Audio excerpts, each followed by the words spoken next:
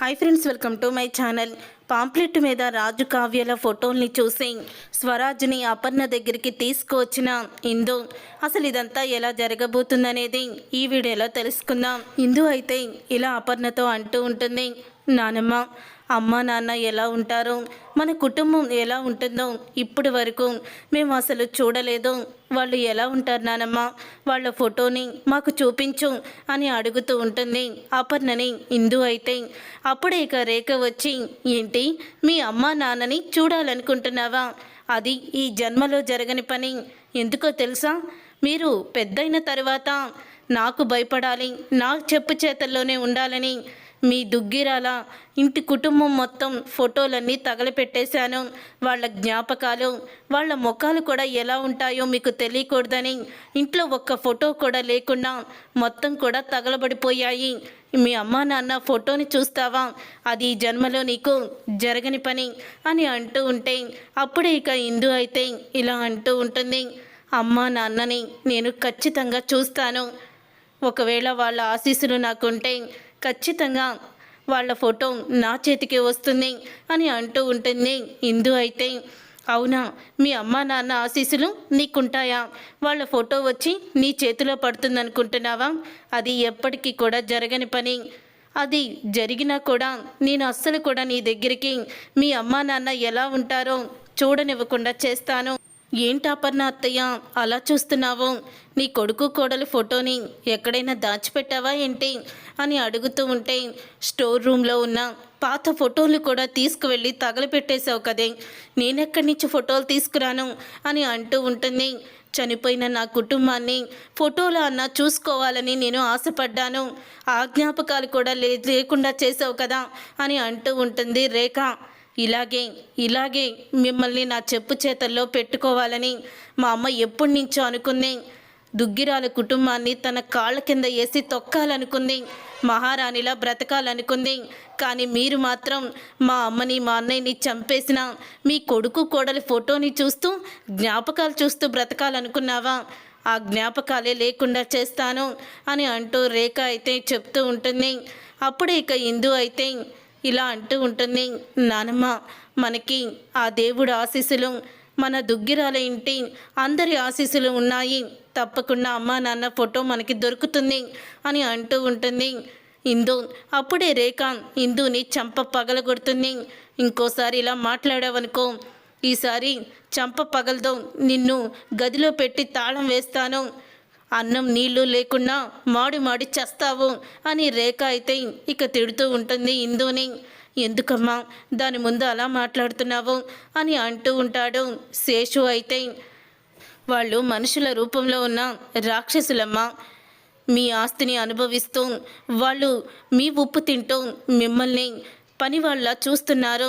ఏదో ఒక రోజు ఆ భగవంతుడు వాళ్ళకి కర్మని అనుభవించే రోజు తప్పకుండా తీసుకొస్తాడు. వాళ్ళు చేసిన పాపాలకి ఊరికినే కర్మని అనుభవించరు.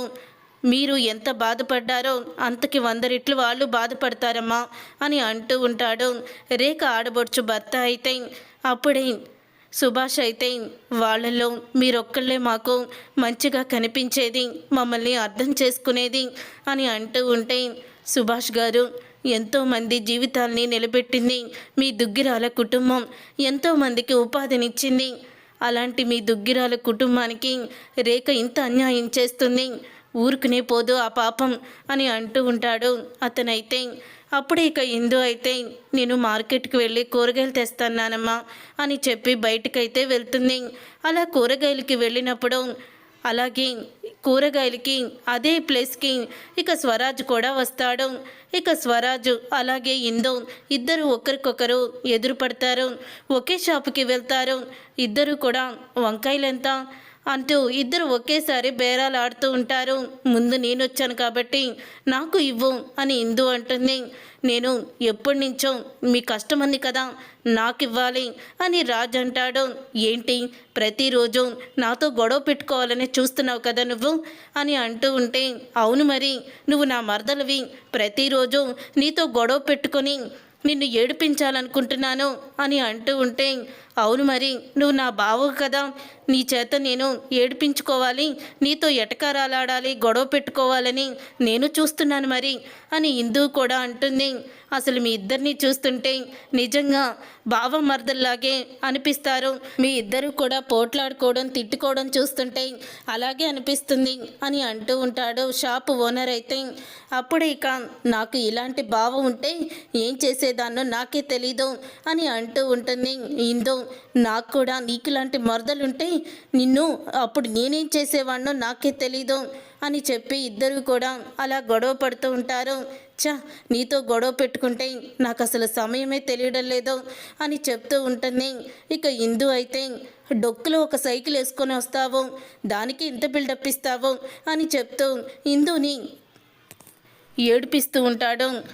స్వరాజ్ అయితే అలాగే నువ్వు కూడా పెద్ద డబ్బున్న బండి వేసుకొస్తావు అనుకుంటే డుక్కు డుక్కు బండి ఒకటి వేసుకొస్తావు, అది ఊరికే పొగ తప్ప ఏమీ లేదు, దాని మీద వచ్చి పెద్ద బిల్డప్ ఇస్తావు, ఏదో అంబానీ ఇంట్లో పుట్టినట్టు అని ఇందు కూడా రాజుని అలా ఏడిపిస్తూనే ఉంటుంది.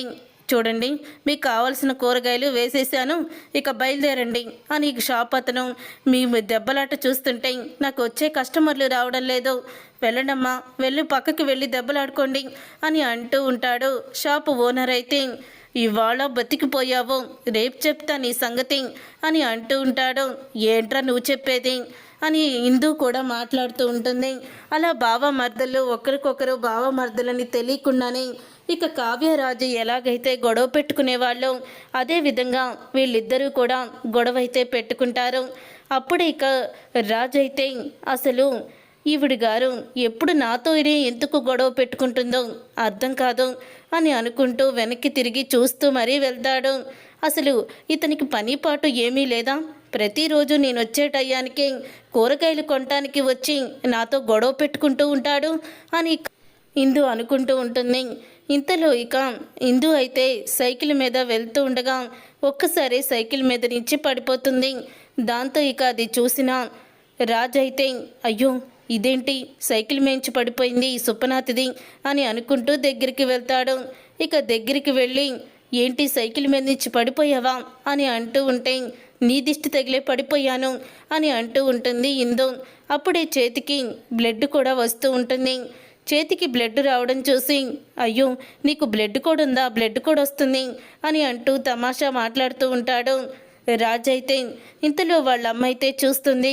రే రాజు, అదేంట్రా ఆడపిల్ల పడిపోయి అలా గాయమయ్యి రక్తం వస్తుంటే తనని పైకి లేపకుండా అలా కూర్చొని తమాషా చూస్తున్నావేంట్రా అని అడుగుతూ ఉంటే ఇది ఆడపిల్లేంటమ్మా, దీనికి చాలా గోరోజును ఉంది అని అంటూ ఉంటాడు. రాజు అయితే రే నోరు ముయిరా, ఆడపిల్ల అలా పడిపోతే చెయ్యి పట్టుకుని లేవదీయాల్సింది పోయి అలా మాట్లాడుతున్నావు, పైకి లేవమ్మా అని అంటూ పైకైతే లేపుతుంది. అయ్యో చాలా దెబ్బ తగిలింది, రామ్మా ఇక్కడే మా ఇల్లు, నీకు కట్టు కడతాను అని ఇంటికైతే తీసుకొస్తుంది.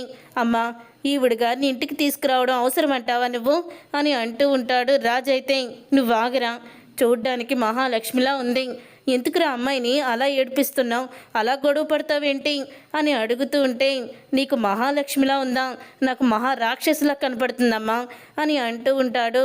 రాజు నీ పేరేంటమ్మా, మీ అమ్మ నాన్న ఏం చేస్తారు అని అడుగుతూ ఉంటే నా పేరు ఇందు, నాకు అమ్మ నాన్న లేరండి, అమ్మ నాన్న చనిపోయారు, నానమ్మ తాతయ్యే నన్ను పెంచారు అని అంటూ ఉంటుంది. ఇక ఇందు అయితే తరువాత రేయ్ తనను తీసుకువెళ్ళి ఇంటి దగ్గర డ్రాప్ చేయి అని అంటూ ఉంటుంది. లేదమ్మా అది సైకిల్ మీద వెళ్తుందిలే, నేనేం డ్రాప్ చేయను, నువ్వు సైకిల్ మీద వెళ్ళు అని అంటూ ఉంటాడు. అప్పుడే ఇక ఇందు అయితే నడవలేని పరిస్థితిలో ఉంటుంది. అలా నడవలేని పరిస్థితిలో ఉన్నప్పుడు సైకిల్ కూడా రిపేర్ రావడంతో అంటే ఇప్పుడు నిన్ను డ్రాప్ చేయాలన్నమాట, మొత్తానికి నా చేత డ్రాప్ చేయించుకుంటున్నావని ఇక రాజు అయితే ఇందుని తీసుకొని బైక్ మీద ఇంటికైతే వస్తాడు. ఇక ఇంటికి రావడంతో ఏంటి ఇది నువ్వు పనిచేసే ఇల్లా అని అడుగుతూ ఉంటాడు. ఇది నా ఇల్లే అని అంటూ ఉంటుంది ఇందు. ఏంటి ఇంత పెద్ద ఇంట్లో నువ్వు ఉంటున్నావా, అది కూడా నీ ఇల్లా, ఎవరికి చెప్తున్నావు, చెవులో పువ్వులు కానీ పెట్టుకున్నాను అనుకుంటున్నావా ఏంటి అని అంటూ ఉంటాడు. నువ్వు నమ్మినా నమ్మకపోయినా ఇది నా ఇల్లే అని అంటూ ఉంటుంది. ఇందు అవసరమైతే లోపలికి రా, అప్పుడే తెలుస్తుంది కదా నీకు అని అనగానే ఇప్పుడు రాన్లే, నాకు చాలా పని ఉంది. సరే రేపు సైకిల్ రిపేర్కి కావాల్సిన డబ్బులు కూడా తీసుకురా, మళ్ళీ నా చేతి నేనెందుకు పెట్టుకుంటాను అని అంటూ ఉంటాడు రాజ్. అప్పుడే సరే తీసుకొస్తానులే అని లోపలికి వెళ్ళిపోతుంది ఇందు. నిజంగా దీందేనా ఇది, ఈ ఇల్లంతా ఎంత బాగుందో, కోటీశ్వరాలే అని అనుకుంటూ రాజ్ అయితే అక్కడి నుంచి వెళ్ళిపోతాడు. ఇక కావ్య మోచేతికి దెబ్బ తగిలి ఉండడంతో అది చూసిన అపర్ణ అయితే చాలా బాధపడుతూ ఉంటుంది. ఎన్ని కష్టాలు వచ్చాయమ్మా, ఆ రాక్షసి నిన్నే పంపిస్తుంది కూరగాయలకి అని అంటూ ఉంటుంది అపర్ణ. ఆ కూరగాయలకి పంపించే మూలాన బయటకన్నా వెళ్ళనిస్తుంది నానమ్మ, లేకపోతే బయటికి కూడా పంపించదు కదా అని అంటూ ఉంటుంది ఇందు. అవును, నిన్ను కాపాడి వాళ్ళ ఇంటికి తీసుకువెళ్ళి కట్టుకట్టారన్నావు కదమ్మా, వాళ్ళు బాగా నీకు తెలుసా అని అంటూ ఉంటే వాళ్ళ అబ్బాయి రోజు కూడా నాతో గొడవ పడుతూ ఉంటాడమ్మా, అందుకని నాకు ఆ పరిచయమే అని అంటూ ఉంటే రోజు నీతో గొడవ పడతాడా అని అనగానే అవునమ్మా, రోజు నాతో గొడవ పెట్టుకుంటాడు, గొడవ పెట్టుకుంటే తెల్లారదనుకుంటాం అని అంటూ ఉంటుంది ఇందో. తర్వాత దుగ్గిరాల చారిటబుల్ ట్రస్ట్ని అయితే చూపిస్తారు. దుగ్గిరాల చారిటబుల్ ట్రస్ట్ వాళ్ళు అయితే రాజు కావ్య పుట్టినరోజని ఈ చారిటబుల్ ట్రస్ట్ని స్థాపించింది వీళ్ళే. వీళ్ళు మనకి ఎంతో మంచిని చేస్తున్నారు, ఎంతో మందికి చదువు విద్య తిండి పెడుతున్నారు, మంచి జాబులు కూడా ఇస్తుంది ఈ చారిటబుల్ ట్రస్ట్. కాబట్టి ఈ చారిటబుల్ ట్రస్ట్ వాళ్ళు వాళ్ళ పుట్టినరోజు కాబట్టి ఈ పాంప్లెట్స్ని ఈ చారిటబుల్ ట్రస్ట్ తరపున అందరికీ పంచండి, ఎవరికైనా మన ట్రస్ట్ గురించి తెలియకపోతే తెలుస్తుందని ఆ పాంప్లెట్స్ మీద రాజు కావ్య ఇద్దరు ఫోటోల్ని వేస్తారు. ఇద్దరు ఫోటోల్ని వేసి ఆ పాంప్లెట్స్ని అయితే పంచుతూ ఉంటారు. ఇంతలో నేను మళ్ళీ కూరగాయలకి వెళ్తున్నాను నానమ్మ, సైకిల్ కూడా తెచ్చుకుంటాను అని అంటూ ఉంటుంది ఇందు. ఈరోజు మీ నాన్న పుట్టినరోజమ్మా, కనీసం వాడు ఫోటో కూడా చూడడానికి లేదు అని అంటూ ఉంటుంది. అప్పుడే ఇందు అయితే నాన్న మన దగ్గరే ఉన్నాను నానమ్మ, నువ్వేమీ భయపడకు నాన్న, ఇక్కడే ఉన్నావు కదా నువ్వు అని అంటూ ఉంటుంది. అప్పుడే గాలికి కట్టెనైతే ఊగడం చూసి అదిగో నాన్న ఇక్కడే ఉన్నాను, నేనంతా చూస్తున్నాను అని చెప్పి ఎలాగా చూపిస్తున్నారో మనకి నిదర్శనం అని అంటూ ఉంటుంది. నువ్వేమీ బెంగ పెట్టుకోవద్దు అని అంటూ చెప్పేసి వెళ్తుంది. అలా చెప్పేసి వెళ్ళిన తర్వాత రాజునైతే కలుస్తుంది. రాజు ఇందు సైకిల్ అయితే ఇచ్చేస్తాడు. నీ సైకిల్ బాగు చేయించిన డబ్బులు ఇవ్వు అని అంటూ ఉంటే అప్పుడు ఇందు అయితే డబ్బులు ఇస్తుంది. చాలా థ్యాంక్స్, ఇప్పుడు నా సైకిల్ని బాగు చేయించినందుకు అని అంటూ ఉంటుంది. ఇందు అయితే సరేలే అని అంటూ ఉంటాడు. రాజు ఈరోజన్నా జాగ్రత్తగా వెళ్ళు, లేకపోతే కింద పడిపోతావు అని అంటూ ఉంటే నేనేమి కింద పడనులే, అయినా పడితే నువ్వు పట్టుకుంటావుగా అని అంటూ ఉంటుంది. ఇందు అయితే నేనెందుకు పట్టుకుంటాను, అమ్మో నీ బరువు నేను మోయలేను అని ఇద్దరు కూడా అనుకుంటూ ఉంటారు. ఇంతలో చారిటబుల్ ట్రస్ట్ నుంచి పాంప్లెట్స్ పంచుతూ కొంతమంది పిల్లలైతే రాజుకి ఇస్తారు, అలాగే ఇందుకి కూడా పాంప్లెట్స్ ఇస్తారు. అప్పుడే టైం అయిపోతుందని వెంటనే బుట్టలో పెట్టేసి ఆ పాంప్లెట్స్ని వెళ్ళిపోతుంది, ఇంటికి తీసుకువెళ్ళిపోతుంది ఇందు. అలాగే రాజు చేతికిస్తే రాజు కూడా కూరగాయల దాంట్లో అయితే వేసేస్తాడు. వేసేసి ఇద్దరు కూడా కూరగాయల బాస్కెట్లో వేయడంతో ఇంటికైతే ఆ పాంప్లెట్స్ వెళ్తాయి. తర్వాత ఇందు అయితే నానమ్మ కూరగాయలు తీసుకొచ్చాను, అన్నీ కరెక్ట్గా ఉన్నాయేమో చూడు అని చూపిస్తూ ఉంటుంది. అలా చూపిస్తూ ఉండగా అప్పుడే పాంప్లెట్ అయితే దొరుకుతుంది అపర్ణకి. ఏంటి ఈ పాంప్లెట్ అని అడుగుతూ ఉంటే అదా ఎవరిదో చారిటబుల్ ట్రస్ట్ అంట నానమ్మ, వాళ్ళు ఇచ్చారు, నేను పూర్తిగా చూడలేదు అని అంటూ ఉంటుంది ఇందు. అప్పుడే అపర్ణ అయితే దాన్ని ఓపెన్ చేసి చూస్తుంది. అలా అపర్ణ దాన్ని ఓపెన్ చేసి చూడగానే రాజు కావ్యాల ఫోటో అయితే ఉంటుంది. రాజు కావ్యాల ఫోటోల్ని చూసి ఎంతో ఆనందపడిపోతూ ఉంటుంది. అపర్ణ అయితే ఆనందపడిపోతూ అమ్మా ఇందు, ఈ ఫోటోలో ఉన్నది ఎవరో నీకు తెలుసా అని అంటూ ఉంటే, ఏంటి నానమ్మ ఆ ఫోటోల్ని చూసి అంత ఆనందపడుతున్నావు అని అడుగుతూ ఉంటుంది ఇందు. మీ అమ్మ నాన్నని చూడలేదన్నావు కదమ్మా, ఇదిగో మీ అమ్మ నాన్నే చూడు, మీ అమ్మ అచ్చు నీకులాగే ఉంటుంది, ఇద్దరూ కూడా ఒక్క రూపంలోనే ఉంటారు, ఇదిగో మీ నాన్న అని చూపిస్తుంది. దుగ్గిరాల చారిటబుల్ ట్రస్ట్ అమ్మ, మనదే ఈ ట్రస్టు, వాళ్ళే పాంప్లెట్స్ పంచారు. ఈరోజు మీ నాన్న పుట్టినరోజు సందర్భంగా అన్నదానం కూడా చేస్తున్నారట అని అంటూ ఉంటుంది అపర్ణ. అప్పుడే వెంటనే పాంప్లెట్స్ తీసుకొని చూస్తుంది ఇందు. అయితే ఇక పాంప్లెట్స్ చూడంగానే ఒక్కసారి షాక్ అయిపోతూ, నానమ్మ ఈయన మా నాన్న అని అంటూ ఉంటుంది. అవునమ్మా ఇందు, వాడే నా కొడుకు రాజ్, మీ నాన్న అని అంటూ ఉంటే, నాన్న రూపంలో ఉన్న అతన్ని నేను చూశాను నానమ్మ అని అంటూ ఉంటుంది. ఇందు ఏంటి నువ్వు మాట్లాడేది అని అనగానే, నేను కూరగాయలకి వెళ్ళినప్పుడు రోజు ఒక అతను నాతో గొడవ పడతాడు అని నీతో చెప్తాను కదా, అలాగే నన్ను వాళ్ళ ఇంటికి తీసుకువెళ్ళి కట్టారు అని, అతను సేమ్ ఇలాగే ఉంటాడు నాన్నలాగే, అచ్చం ఎక్కడ కూడా ఇంత కూడా రూపం తగ్గదు అని అంటూ ఉంటే, అప్పుడే ఇక అది విని ఒక్కసారి షాక్ అయిపోతూ ఉంటుంది అపర్ణ. ఇక షాక్ అయిపోతూ వెంటనే ఇక అపర్ణ అయితే, అమ్మా వాడెక్కడున్నాడో నేను చూడాలి, వాళ్ళ ఇల్లు నీకు తెలుసా అని అడుగుతూ ఉంటే, తెలుసు నాకు అని అంటూ ఉంటుంది ఇందు. సరే వెంటనే వెళ్దాం పదా అని ఇద్దరూ కూడా ఇక బయలుదేరుతారు. అలా బయలుదేరి రాజు ఇంటికైతే వస్తారు. అప్పుడే ఇక రాజు వాళ్ళ అమ్మ కూడా కూరగాయలు తీస్తూ ఆ పాంప్లెట్ అయితే చూస్తుంది.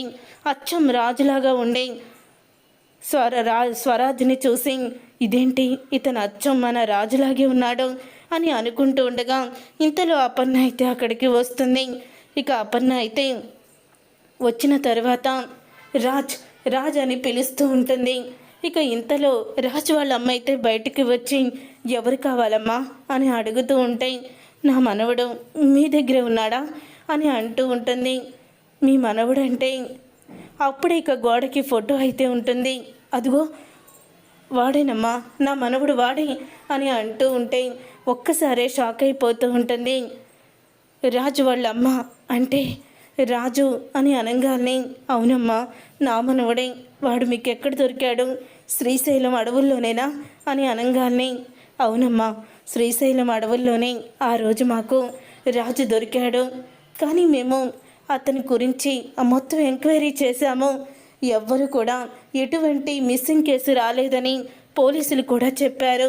అప్పటి నుంచి మా బిడ్డగా మమ్మల్ని చూసుకుంటూ మేము వాడిని చూసుకుంటూ వాడు నాకు పెద్ద కొడుకు అయ్యాడమ్మా అని అంటూ ఉంటే ఇక ఆ మాట విని ఎంతో ఆనందపడుతూ ఉంటుంది అపర్ణ. అయితే ఇక ఆనందపడుతూ అప్పుడే ఇక అపర్ణ, వాడు నా మనవడేనమ్మా అని అనగానే ఇంతలో రాజు అయితే వస్తాడు. రాజ్ అంటూ ఇక రాజుని పట్టుకుని ఏడ్చేస్తుంది. ఎవరు మీరు అని అడుగుతూ ఉంటాడు.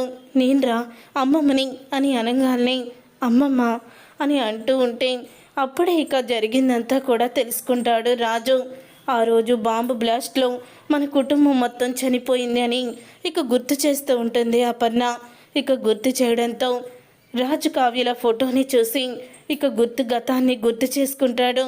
అమ్మమ్మ అని అంటూ ఇక పిలుస్తాడు స్వరాజ్. అయితే ఆ రేఖ మా అందరినీ కూడా తన గుప్పెట్లో పెట్టుకొని చిత్రహింసలు పెడుతుందిరా అని జరిగిందంతా చెప్పడంతో, నేను వచ్చేసాను కదనా అమ్మమ్మ, ఇక ఎవ్వరూ కూడా మిమ్మల్ని బాధ పెట్టరు అని రాజు అయితే అంటూ ఉంటాడు. చూసారుగా ఫ్రెండ్స్, రాబోయే కథలో ఖచ్చితంగా ఇలాగే జరగబోతుంది. మరి ఇలాగే జరగాలని మీరైతే కోరుకుంటున్నారా? అయితే వీడియోని తప్పకుండా లైక్ చేసి ఛానల్ని సబ్స్క్రైబ్ చేసుకొని పక్కనే ఉన్న గంట సింబల్పై ఆల్ అని క్లిక్ చేయండి. అప్పుడే మేము పెట్టే ప్రతి వీడియో మీరు మిస్ కాకుండా చూసేవచ్చు.